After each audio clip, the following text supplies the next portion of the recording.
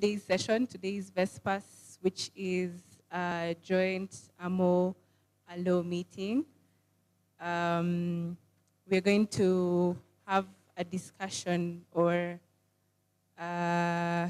yes, something like a discussion, yeah? It's going to be an interactive session, in short. It's going to be an interactive session. And, well, just to introduce whatever we are going to talk about today. Well, we are in campus, right? We are in campus and a lot happens around us. Our friends are involved in this thing, some of us involved in it. And it is good for our knowledge and for the awareness that we have this discussion. It is not a topic that is discussed so much in Adventist circles, but it is something that is needful for us to understand. We may not engage in it, but we need to have this knowledge, you know. We need to show ourselves approved. So, as panelists here, if I can call them that, and they're going to be leading us through this, so you can also prepare your questions on the same. So today's topic, as you saw in the poster, is a question. Who saw the poster? What was the theme? Yeah? Killing your children and future. And I know we're wondering, what is this? What are we doing that is killing our children and our future? So our topic today is on contraception, contraceptives, and everything around that topic, around that subject. It is something that is happening around us, and we thought that this is a good platform to address this issue before we go out there, before we start involving our friends on these things, before, you know, people ask questions, you know. People will ask you, why don't you do this? You know, why don't you use this? Why do you use them? Whichever side you lie on, yeah. So this is going to be a discussion on that. And it is open.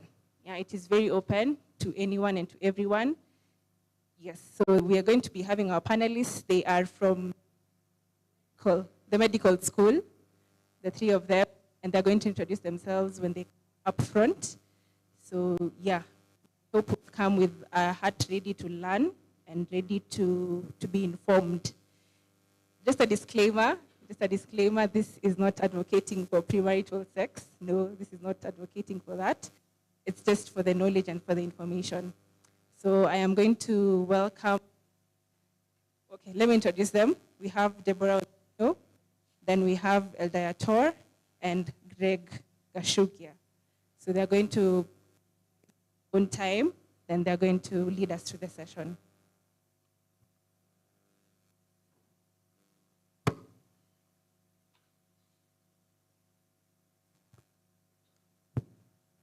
Good evening. How are you today? Is the week taking you okay? Classes are doing you that thing.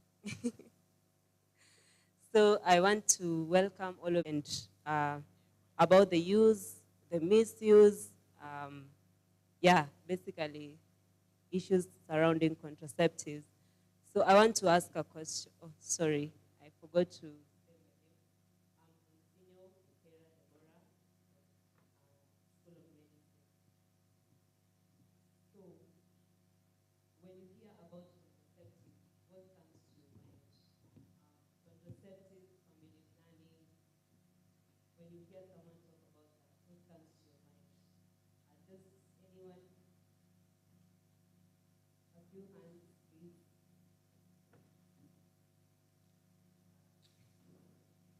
I don't know, are you hearing it for the first time?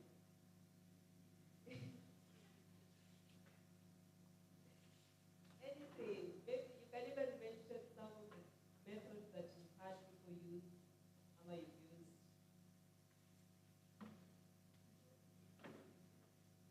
Yeah, anyone? When you hear about contraceptives, what comes to mind? Yes? Think about birth control. Anyone else?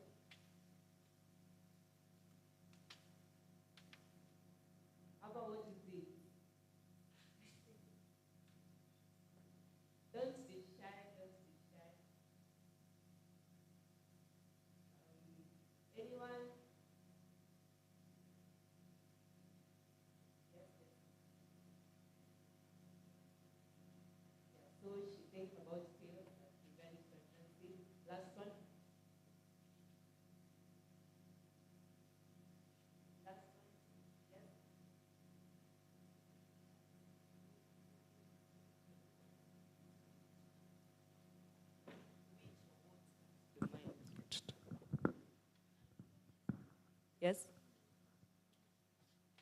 Children. Wow. Children. Any last person? Okay, so thank you for your when they hear about contraceptives, they think about children. Another one thinks about pills. Yeah, basically birth control. And as Sylvia has said, we are not here advocating for premarital sex and fornication or anything, but I think it's important that we get to learn about these contraceptives because they are readily available and you can get your hands on them.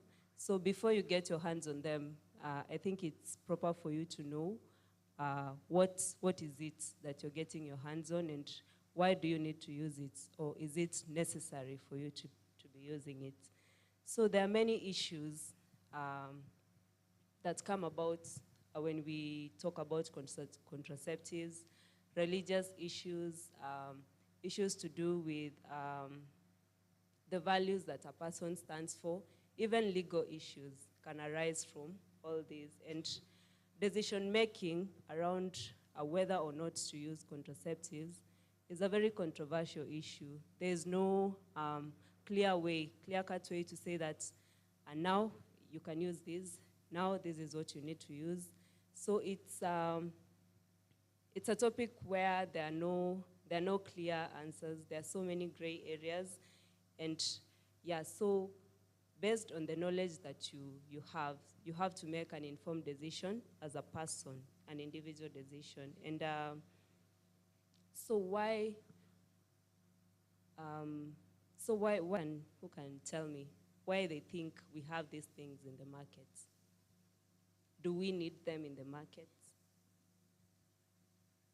Do we need them?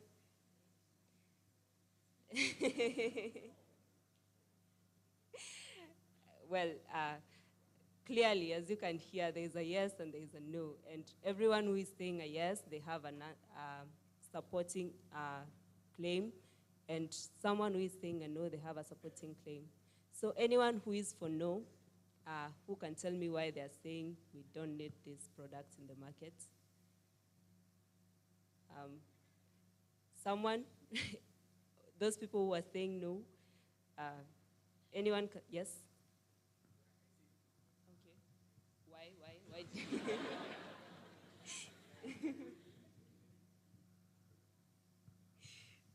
I did not expect to be given the chance to say something, but I say, okay. For me, I say no to them because they come with side effects.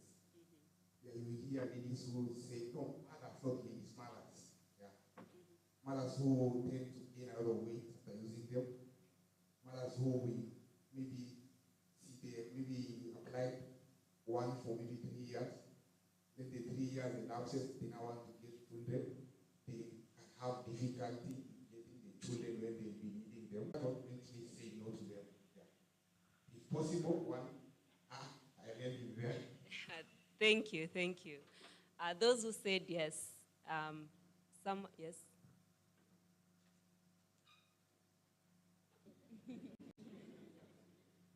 Go ahead. I don't know why.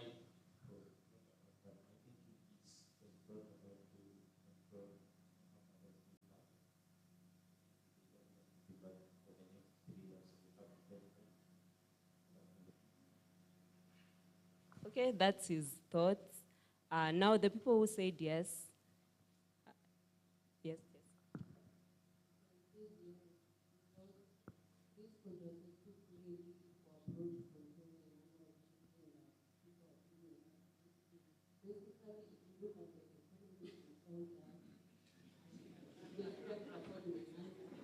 And also, if you say that contraceptives are associated with side effects, yes, but looking at drugs, you realize that all drugs are associated with side effects.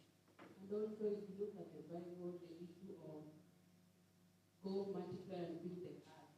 But at the same time, you are feeding the earth, but you don't have food and all that. Thank you. Thank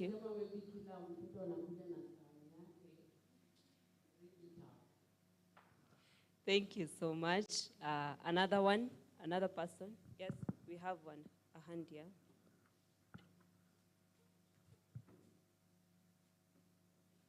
I say that we need contraceptives to support my answer. Used to events. When we get some news yesterday that teenage pregnancy, people with Juja, you see the one we are doing right now, talk to the people, maybe to guide the citizens, coming under provide. So this thing is protect while teenagers, because yeah, maybe it will be hard for teenagers to deal with parenting when they cannot earn. So to protect them, they give them contraceptives. So thank you so much. So all your views are correct in one way or another. So what I want to say is, you know, when we hear about family planning, so basically these products were introduced into the market so that to help people to space their children, to limit the family size, and to when they want to avoid childbearing due to various reasons. The reasons could be medical or just someone who doesn't want to bear children. And yeah, we need contraceptives, and they're good. But with everything, when not used properly, there are consequences that come about it. And so when you look at statistics, most of the abortions that happen, especially the ones that are induced, not the ones that are spontaneous, they are because of these unplanned or unexpected pregnancies. And we can all agree that unplanned pregnancies, they come with their social and economic implications. And to avoid this, to avoid getting people to, and you know, induced abortions come with various health associated issues because of the risk of bleeding, and you know, it's something that someone wants to hide. They don't want to tell you to the whole world that I'm having an induced abortion. So they want to, when they take the medication, they can bleed, but they won't seek help, and some end up dying. Or sometimes if the products of control, so someone gets sick and they can eventually die. But we're not here to talk about the induced abortion. So what is the role of a healthcare provider in these contraceptives? So what are we basically here to do? So our role is to provide our clients with information about the methods that are available. We provide you with information about the benefits and the risks and the side effects. So after providing you with the information, then you make your choice based on the information that you have, because you cannot make an informed decision without the information. But yeah, so contraceptives, there are various methods that are available. There are traditional methods, the methods that were used kitambo. There are barrier methods, and there are hormonal methods. So anyone wants to tell me about an example of the methods that I have mentioned? Okay, one mentioned about pills. Any other that you know, that you've heard about? IUD. Yeah, everyone knows what IUD is. Okay, you will know in due time. Anyone else? Wow, it was supposed to be interactive. Yes. Yeah, condoms. Unashtuka. And we have dispensing areas in JKUSDA. Yeah, anyone else? Okay, so I have categorized them into three. I say the traditional, the barrier methods, and the hormonal methods. So I'm going to tell you about the traditional methods that have been used, and Yator will take us through the barrier methods, and then Greg will handle the hormonal methods. So the traditional methods, they are around 4. One, we have coitus interrupters. How many have heard about it? How many have heard about coitus interrupters?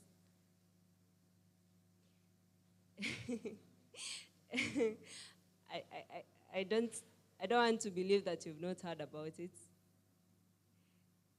Okay, so basically, what happens during coitus interrupters is the man pulls out before ejaculation and ejaculates outside.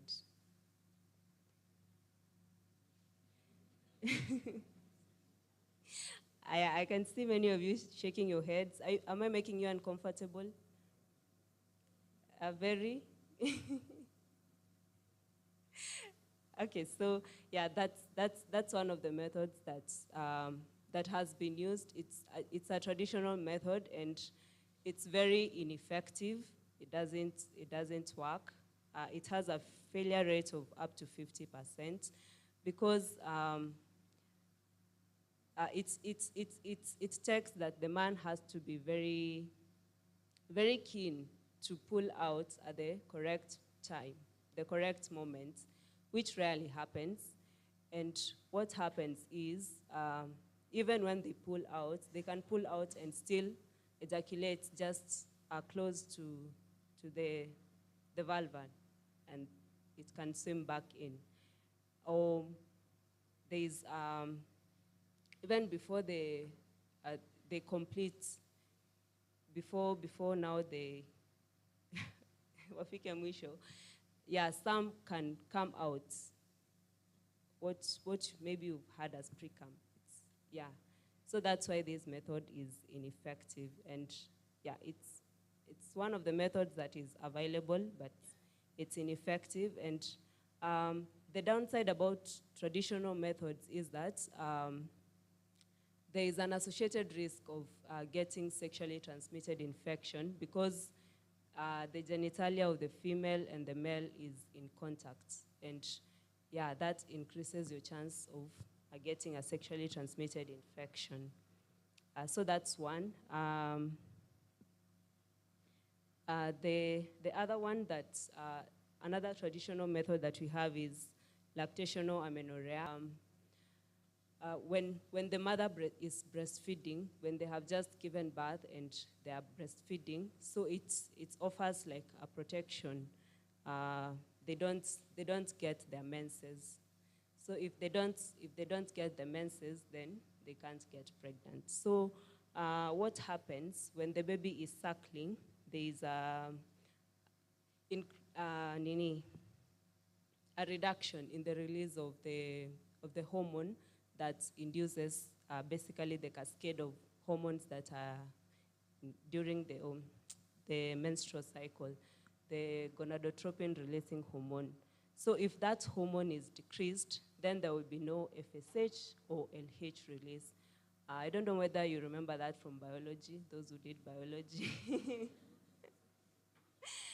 Yeah, so if the initial hormone is not there, then the cascade does not happen.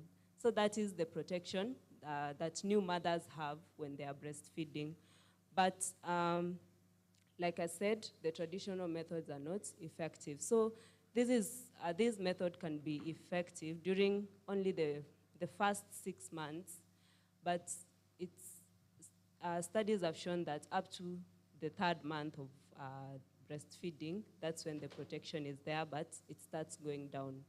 So mothers are always advised to use either of the hormonal contraceptive methods after during the 6th week after delivery, when they're taking the babies for vaccination. Yeah. So the third way that we have about contraceptives is the periodic abstinence. And what happens with periodic abstinence, it requires that the lady has to monitor herself and look at the changes that are taking place in her body and know when ovulation is taking place. And this periodic abstinence is only effective if you're having regular menses. So for example, if a lady has a regular menstrual cycle of 28 days, then ovulation is going to take place what day? Day 14, right? So yeah.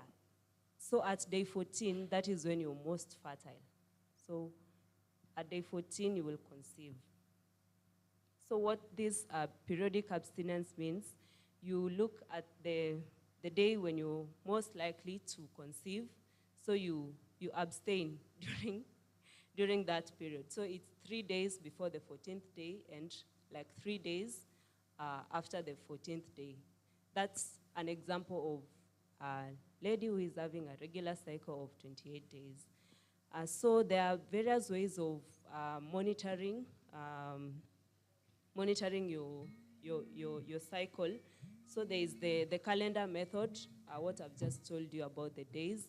So basically you look, like the days will, during the cycle, there are various changes in your hormones. So, and the surge in the luteinizing hormone is highest during day 14. So that's when you're likely to conceive. So that's using the days. There's another way of monitoring known as the temperature method. So what this basically means about the temperature method, you're monitoring your temperature, your body change in temperature.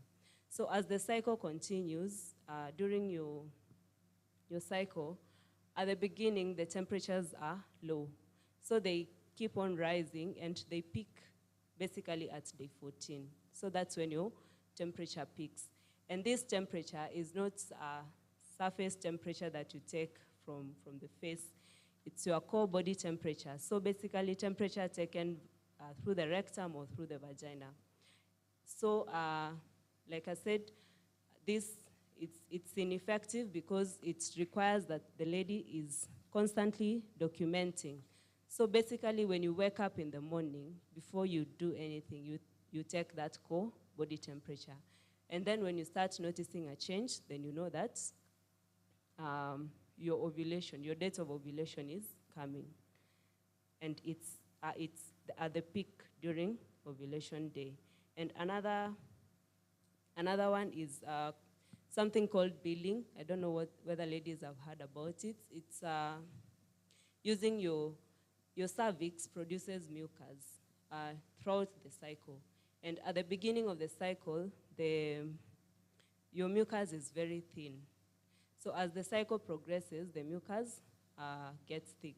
You know, basically during your menstrual cycle, your uterus is getting ready for conception, and it's getting ready to receive the baby for implantation. So the endometrium, the lining of the uterus, is thickening, and the cervical mucus is also thickening. So this is to protect the baby that it's anticipating. So that's why when the baby doesn't come, the shedding of the wall that had thickened occurs. So that's why you have your menses. So that's what you use for monitoring. But now this periodic abstinence is, it's very ineffective because you have, one, it requires that you have a regular cycle. If you don't have a regular cycle, you can't use periodic abstinence because you don't know when your ovulation will take place. You have to be very keen with taking your temperature and your mucus, feeling the thickness of the mucus that is produced from the cervix. And if I ask you here, ladies, who is willing to daily check the thickness of their cervical mucus, I don't know whether you will raise your hands. I don't know. Yeah, so yeah, many people don't use it. So that's just about it, about the traditional methods of contraceptives that we have. One more, there's postcoital douche. How many have heard about douche, ladies?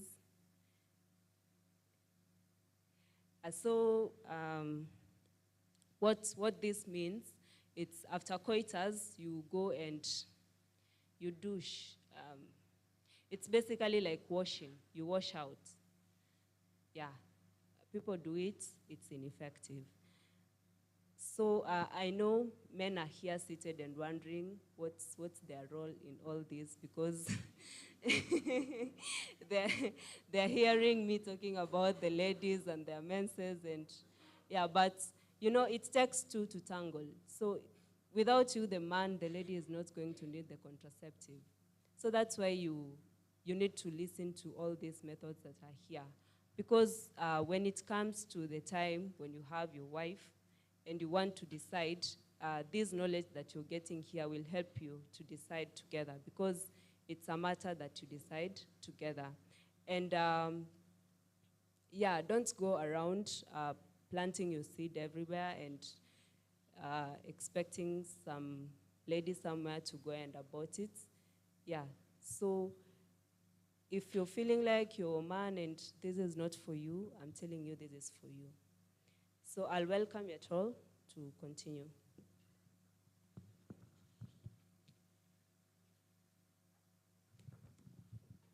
Good evening. Before you think that we are in an obstetric class, let me say the good evening, church. Yes, so we are in a church. So I want to ask a question, and this question is going to earn you a comrade lunch tomorrow. Is it? No, feel aje. Najua, now buying 2 kg of unga at 230 shillings, and then it is reduced by 2 shillings only. And then you had somebody promising you a lunch. You must be very sharp. So I want to ask a question. Out of the, not barrier methods, but the traditional methods that Deborah has said, I want somebody who will tell me one of the Bible culprits. I know. It could not be this easy, but okay. Now, okay, you will tell me the method. You will tell me, I have seen Roy. Okay, Roy, it is you. You will tell me the method. You will tell me who is this guy and what happened. You will give me the context of it and the fate. Okay? Sawa sawa. You will tell me the method. Okay. Ndiyo nini? So the method was coitus interruptus. Okay, good. Uh-huh. Yes. So what the person who did this, one of the sons. Yes. Yeah. Okay. Oh, okay, continue. Okay, continue. Hapo umeanza kuiba exam. Okay. Yes. You can't recall the name. Okay. You're going to fail this. It is all or none. But let him tell us the context, please. Yes. So this was a man. Okay, he was a man.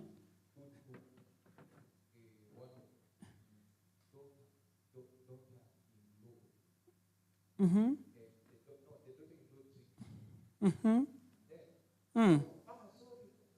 No. Okay, you're going to get half of the lunch. It was 100 shillings, so you're going to get 50 shillings. I want the other person who is going to complete it. Now you're going to get all of it. Yes, you want somebody. Yes, I want a lady. I I've seen a lady. Oh, she was the first one. Okay. Isikuwa mmegoogle tafadhali, please. No, living in, and my time is almost over. Yes?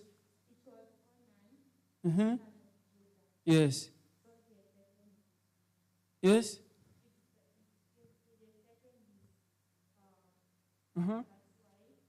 Yes, he has taken? Okay, what was the name? The name of the brother's wife was called? Okay. What happened? Yes? Okay, thank you. So you're going to get the half of the half part of that lunch, and may God bless you. So, but the context was this: this man decided, he took his brother's wife, and then he saw this. The motive was this: this man decided these seeds are not going to be mine, and so he said, I am only going to enjoy myself, get the orgasm, and then pull out, and that is why God killed him. It was not the process, but it was the intention or the motive. I also fall in those who say yes for it. I have my opinion. Let us go to the book of Genesis chapter 5. Genesis chapter 5 verses 3 says this: And Adam lived 130 years, and he begat a son in his own likeness, after his image, and he called his name Seth. And the days of Adam after he had begotten Seth were 800 years, and he begat sons and daughters. What happened between 130 days? Children are like arrows in a man's quiver, and happy is the man whose quiver is full. At the same time, the Bible tells us children are good. So it can fall. That is why we have different opinions. Did you know that 49% of Kenyan pregnancies are unintended? That is just barely 1% of all the pregnancies we get in this country are unintended. And out of these 49%, 41% go into unsafe abortions. Just imagine. So these people, they get unintended pregnancy, and then they finally ending up aborting the children. And so that is why nevertheless, we are students, we are not married. Unless there is one who is married. This topic actually was supposed to be for those who are married, but we're bringing it to this context because it is mostly abused by those who are unmarried. And so we get 41% going to unsafe abortions. These are the ones who get, they bleed to death. Others, we have 200 abortions dying. And so that is 2% die of unsafe abortion. And so you just imagine how important this topic is, and I thank the Amo and Halo department for bringing us to this. And so, having said that, we are going to get into the barrier methods. The barrier methods,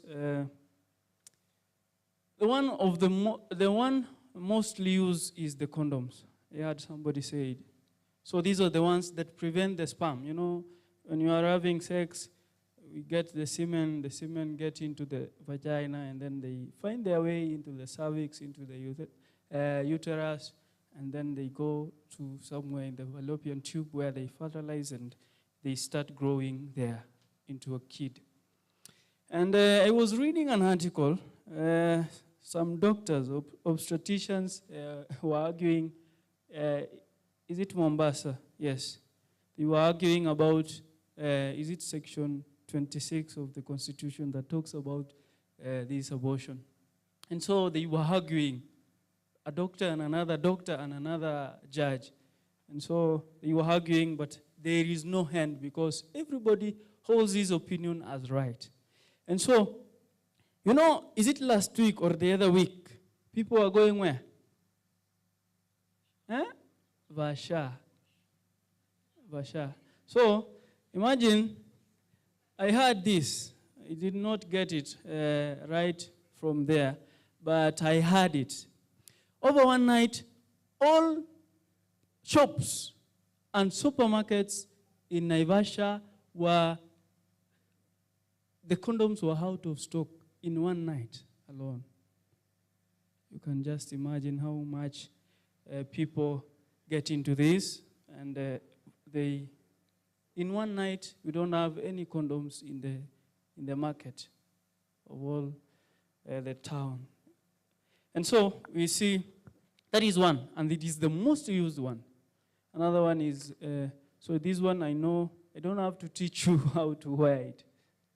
But it is, yes, it is one. There is a lady one, and then there is a man, the men condoms.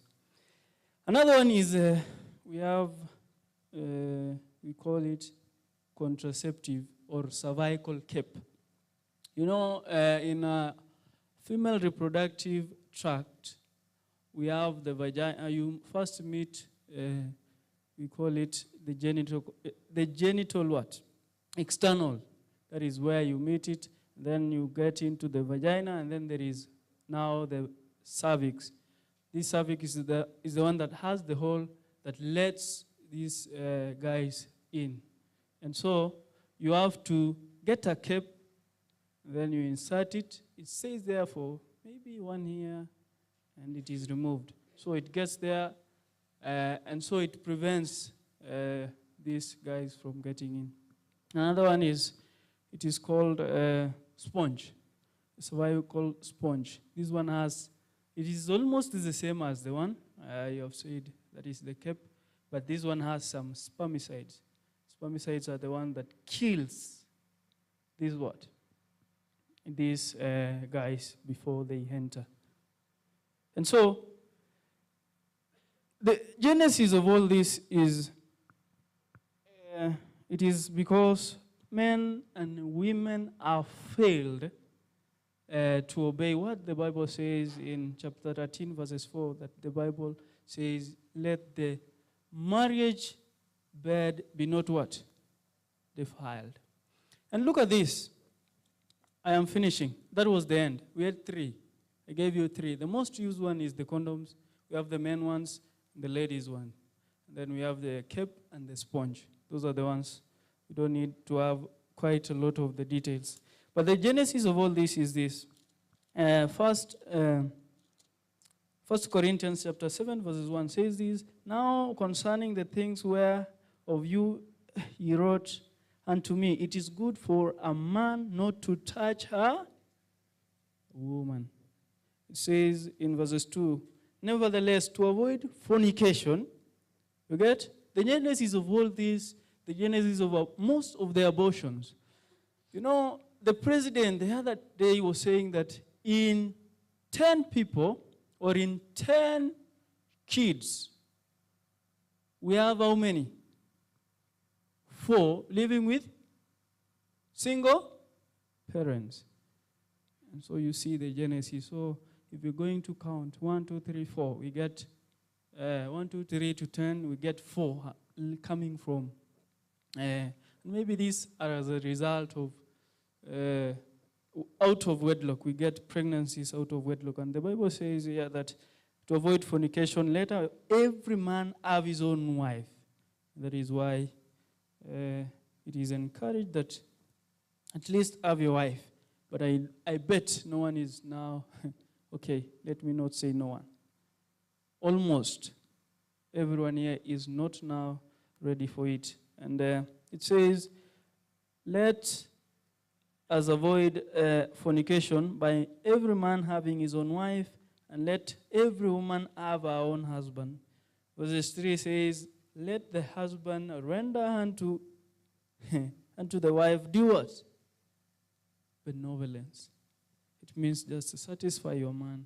The man you also should also satisfy the woman.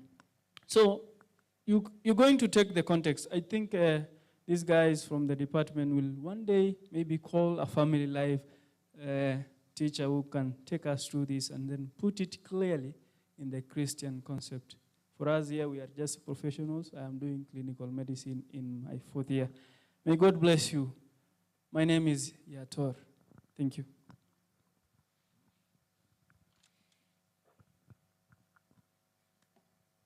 Good evening. So me, I'm Gregory. Gregory is my colleague. And so I was looking at gentlemen. Yani, mnaongea kuhusu vasha na hamjui condoms. Just 1 or 2 people only they wanna pick hands here and there. Okay, so I'm supposed to talk about hormonal contraception. And in terms of hormonal contraception, it's very, very broad.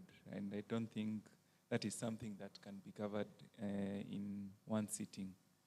And probably, you think, okay, I think the overall concept that is there is that combined contraception. I'll call them combined contraception because the most common form that we have available are the oral forms, the pills. Okay? So apart from their use in birth control, is there anyone else who can tell me any other use for combined contraception? Or for the ladies? Anyone? Okay. So, there are certain diseases. Probably it is not in the liking of somebody that you'll have to take these medications for your disease. For example, has anyone ever heard about polycystic ovarian syndrome, PCOS? Anyone? Yeah, you see, she knows. Anyone else? Anyone else? Yeah, so that is a disease where you have cysts within your ovaries. And there are certain, there's a surge in that hormone called luteinizing hormone. And because of that persistent surge in the luteinizing hormone, you have to be on combined contraceptives for that reason, okay? In addition, there are ladies that experience severe pain during their menses, what is called dysmenorrhea. So for also those ladies, they also have to take the combined contraception, okay? So, the initial concept was that we're not advocating for premarital sex, but it is also important that we navigate through the current world that we are living in. So if you find that lady having oral taking combined contraception, should, okay, as a concerned gentleman, a concerned friend, a concerned lady, should probably not judge these people. Also, there is a condition called endometriosis. Anyone who has heard about endometriosis? Yeah. So endometriosis means that you have growth of the normal tissue that is within your uterus. It grows outside your uterus, okay? So in that condition also, you'll be put on combined contraception.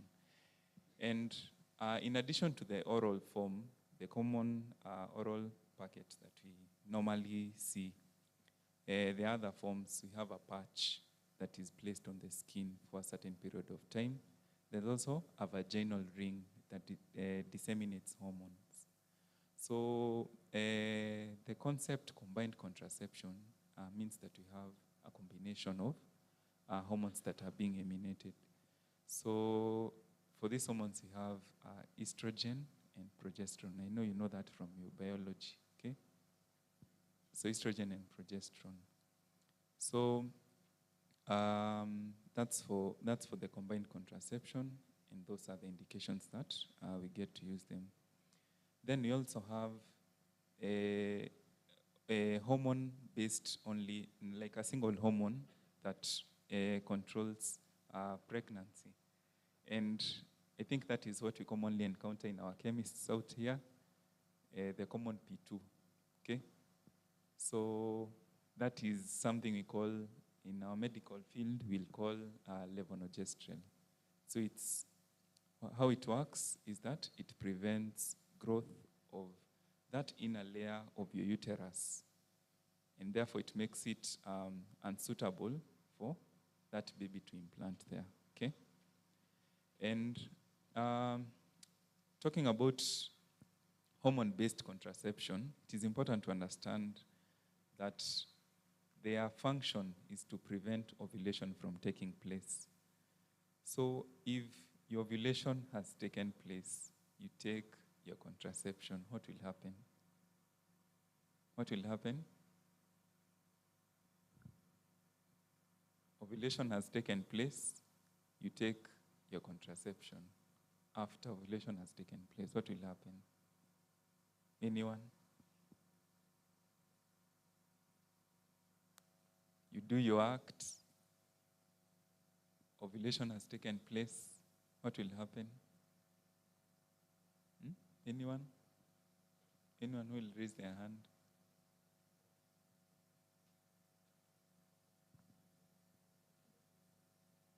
Yeah, you'll become pregnant. And that draws another whole line about pregnancy termination. And I think in our setup, that is what is very, very common. Okay? Probably, especially in campus, teenage pregnancies may be a bit common because probably they lack the knowledge to access facilities and equipment to do all that. But within here, because of the social implications awaiting you outside there, mara wazazi na nini, utaki mambo ijulikane. So after becoming pregnant, you resort to pregnancy termination. And I will say not all abortions are warranted. So never judge a particular lady because of, okay, mimba ilitoka, but sometimes even the fetus itself contributes to the abortion itself, okay? If the fetus has chromosomal abnormalities, there are various types of abortion. I don't think we can cover all that in a single sitting. But sometimes we'll have those early pregnancy losses that are essentially not medication-induced. But in our setup here, it's very expensive to carry out an abortion. And sometimes very, very painful, okay? I think we should all advocate for life and do things at the right time. You should wait until that after you get married, you can do all that. Plan well, okay? Because pregnancy termination, for example, the pills that are used in pregnancy termination, I know some of you may know people who did this and that. Cost about 3,000, and those pills are called misoprostol, okay? They're called misoprostol. And misoprostol is quite expensive. You'll get severe bleeding, you'll get severe trauma emotionally after that. And sometimes you try that in your house, fails, and you'll have to go to hospital. In hospital, it is more painful because they do a procedure called a manual vacuum aspiration. There's no anesthetic used. So all the products of conception that were inside your uterus are removed. So it's very, very painful. So to talk about contraception and to fail to mention about abortion is quite inevitable. So what I would all advocate is that make sure you take care of yourselves, do things at the right time. Hormone-based contraceptions have their own side effect profile. I heard someone say about weight gain. That is common among estrogen-based contraception. Also, we also have things like increased risk of endometrial cancers with a lot of exposure, a lot of exposure. You get increased risk of cancers like endometrial cancer. And also there are certain people who cannot take certain hormone-based contraception. Like for example, patients who have breast cancer. If you have some cardiac disease, you can't take hormone-based contraception. Or if you're a smoker, you can't take. And I also heard someone talk about intrauterine devices. I don't know if men know about that. Anyone who knows about that? Anyone? Yeah, so we have intrauterine devices. We have the copper device and we have the hormone-based intrauterine device. So both of them have their own side effect profiles. Especially with the copper one, you'll hear a lady complain that during that time when they are undergoing their menses, they experience severe abdominal pain. In addition, they get menses lasting for almost 10 days. So those are some of the side effect profiles. So I believe with that knowledge, you need to empower yourselves more. That was just a tip of the iceberg. There are to talk about contraception it's very broad and cannot be discussed in one sitting. So it is important that you should understand the implications that are coming after the decisions that you make. Okay? Yeah, so thank you so much. I want to thank my colleagues for sharing the information. I don't know whether you guys have questions. Yes?